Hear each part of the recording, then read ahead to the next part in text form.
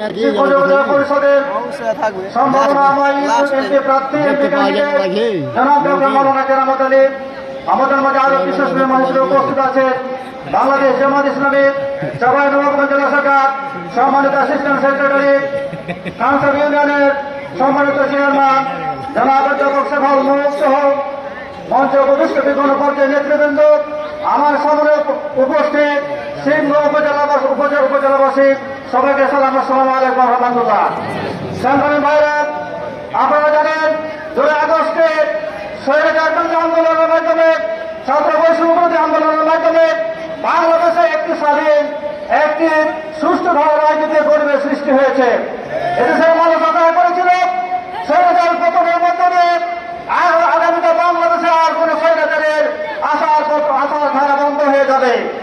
কিন্তু সময়ের বিবর্তনের সাথে সাথে আমরা লক্ষ্য করছি নব্বই সরকারের দোষরা আবার বাংলাদেশকে একটি পতিত সরকারের অভয়ারণ্য হিসেবে সৃষ্টি করার পায়তারা করছে।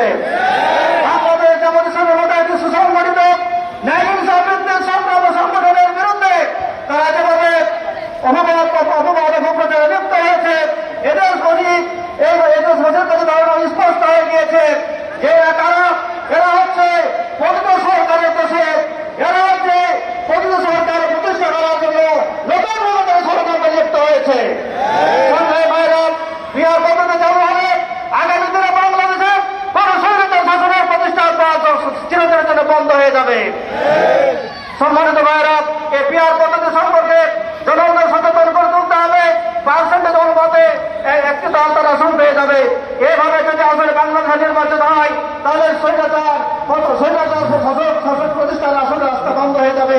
কিন্তু আমরা দেখতে পাচ্ছি তারা আহত দল, তারা বড় দল, কিন্তু তারা জনগণের ম্যান্ডেটকে ভিন্ন দিকে প্রবাহিত করার লক্ষ্যে বিহার পদ্ধতি তারা সমালোচনা করছে।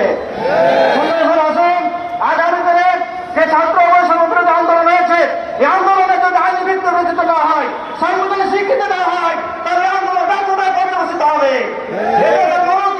জীবন দিয়েছে, এই জীবন তাহলে নিচক একবার আত্মত্যাগে পরিণত হবে। এর কোনো নদী, এর কোনো সরকার মূল্যায়ন হবে না। এজন্য আসুন আগামী দিনে বিহার পদ্ধতির মাধ্যমে নির্বাচন জুলাই সনদের আইনি ভিত্তি প্রতিষ্ঠার জন্য বাংলাদেশ জামাত ইসলামী সারা